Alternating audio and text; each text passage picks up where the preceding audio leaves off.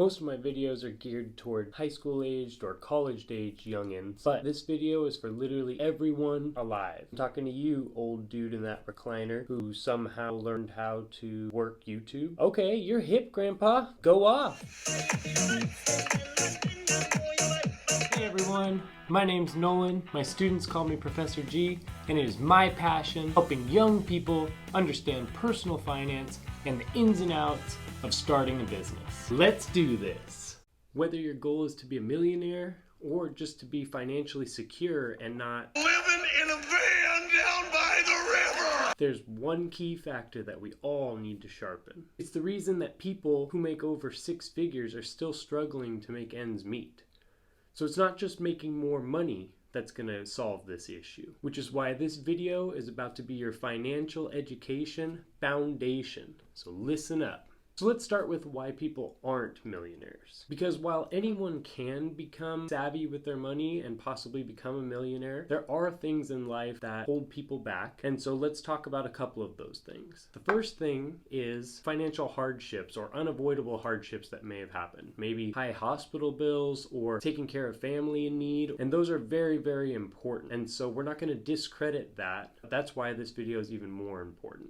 Another reason people are not millionaires is because they're accepting their low wage for their time. So you get paid a certain amount of money. Over time, you need to start to figure out how much your time is actually worth. If $10 an hour is enough to cover your expenses and gives you a little free extra cash at the end of the month, then great. But if $10 an hour isn't doing that, what are you actively doing to get yourself to that next level so that you can make some more money? Don't accept a low wage for a long period of time. Ways that you can get out of this problem are to, number one, actively be looking through the job market. Places like Indeed.com or LinkedIn always have job listings. Look for things that you're good at or jobs that maybe you're even doing right now that are paying more. The second way to get out of this is start a side hustle. In another YouTube video here, I talk about 5 different side hustles that you can start right now, even with your other job. Next, and most importantly, people don't have a lot of expendable income. Expendable income is the extra amount you're not using for your expenses. So I'm going to kick it old school, and I'm going to show you this on the whiteboard. The problem is that usually when people's income rises,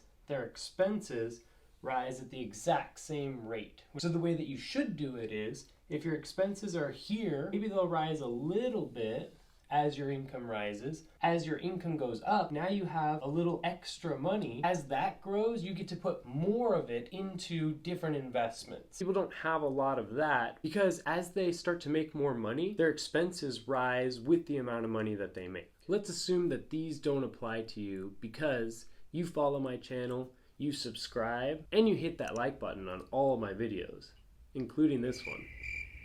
Please?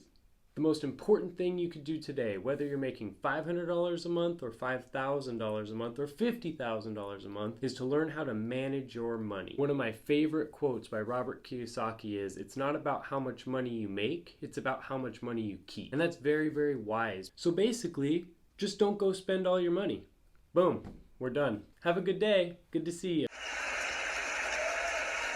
There are many different opinions that I have or pieces of financial wisdom that I share with my students, but none are more important than this. I have 100% certainty that if you follow all the things that I talk about in this video, this is going to set you up for your life, and I don't care how old you are, like I said before.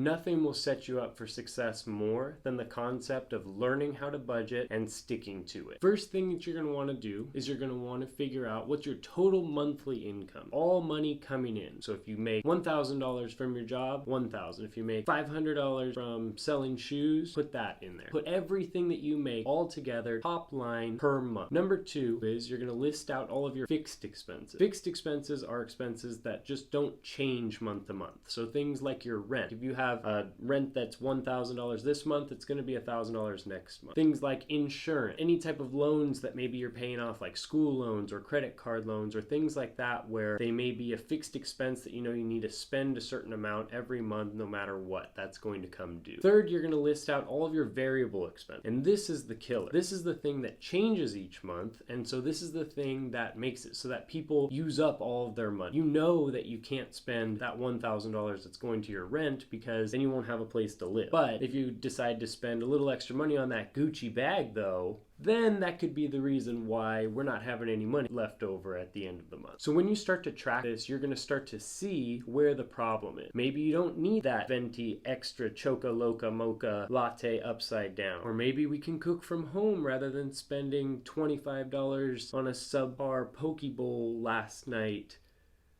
Okay, maybe that was just me and I'm just not over it still. Anyways, what you're going to want to do is track those expenses and see what you've done over the last 2 or 3 months. You're also going to want to be tracking the expenses as they're happening this month. Now, there's a couple of cool apps out there like Pocket Guard that shows you things like how much money you have and also where you've spent your money and all of that kind of stuff. So those types of apps are good because they're something that in real time is showing you where your money's going. But also for right now, when you're starting to build your new budget, you're going to want to see what you've done in the past so that you can get an idea of how much money you spend on groceries each month or things like that. You can also go into your past bank statements and look, did you spend $50 at Ralph's here and $25 at Stater Brothers, and start piecing it together to see how much money you're actually spending there. So once people figure out this step, this is usually where they stop because they have a handheld on the app or written down, okay, cool, I know how much money I'm spending in each place. I'll just not spend money more than that, or I'll just understand that and I'll keep everything together.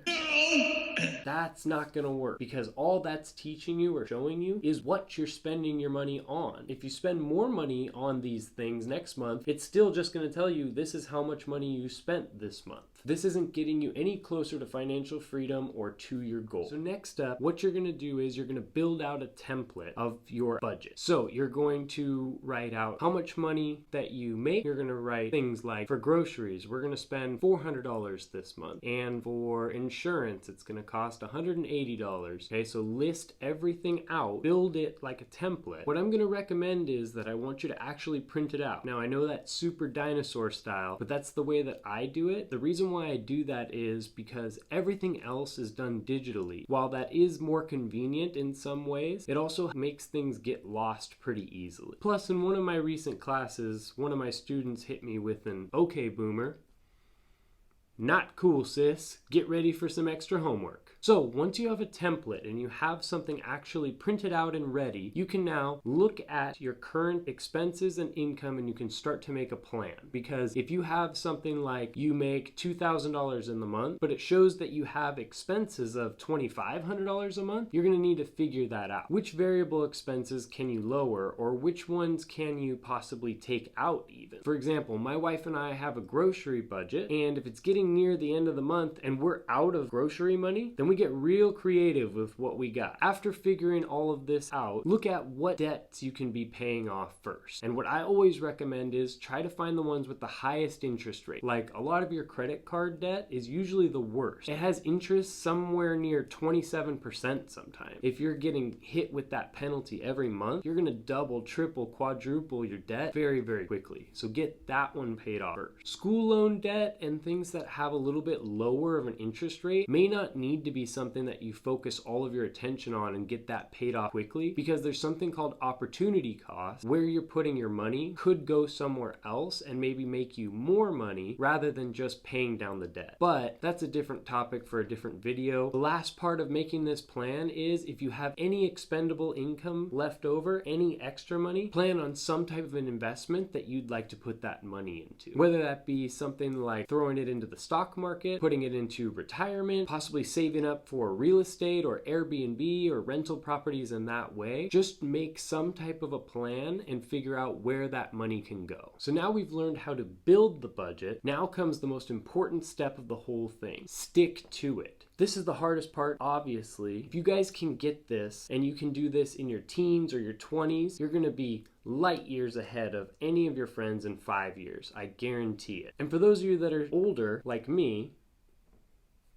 It's still great because debt knows no age. You could be 70 and still have $100,000 of debt. It doesn't just like go away because you're in retirement age. So let's just say you're making $2,500 a month now, and after doing your budget, you find that you actually have an expendable income of $500. So let's just say you were to put that $500 into something that I always suggest, which is an index fund or an ETF. My favorite is the S&P 500 because that gains an average of 10%, which is hard to find at that consistency these days. So if you were to put that $500 in, after 5 years, you'd have $37,500.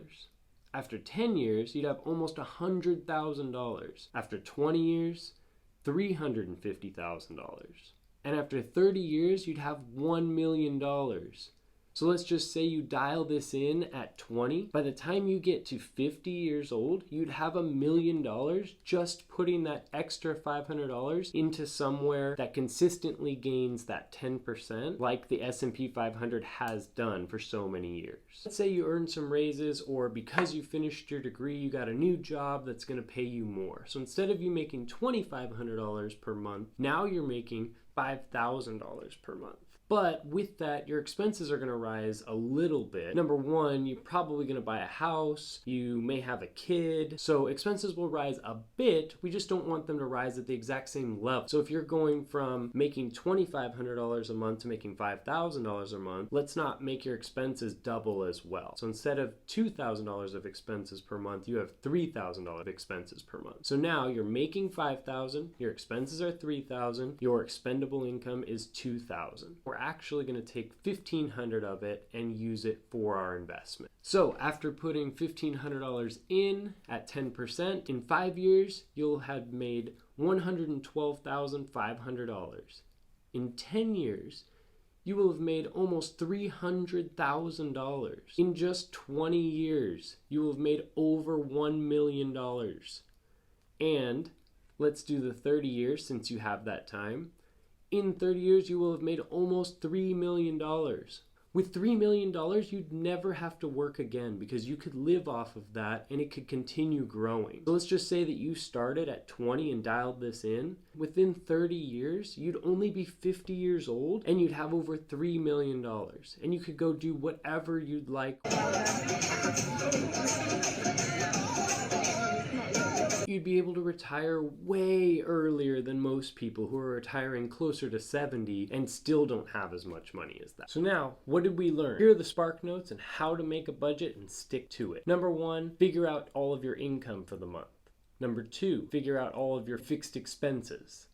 Number three, figure out your variable expenses and where all that money is actually going. Number four, compile all that information and build out a template that's gonna work for you and your expenses individually. Number five, make a plan to attack debt and also how you're going to invest that extra expendable income. Number six, and most importantly, stick to it. Do whatever you have to do, stay disciplined. I promise you this is gonna set you up. And lastly, for the homework tonight, out of all the things that we learned, the thing that I want you to do is all of it. This is something that out of any of the videos that I'm ever going to make or any of my lectures and any of my classes, this is the most important. And so you can't slack off on this. Do everything that we talked about in this video. Please come back in the comment section and let me know how your budget's going and what types of wins you've come up with. Let's do this.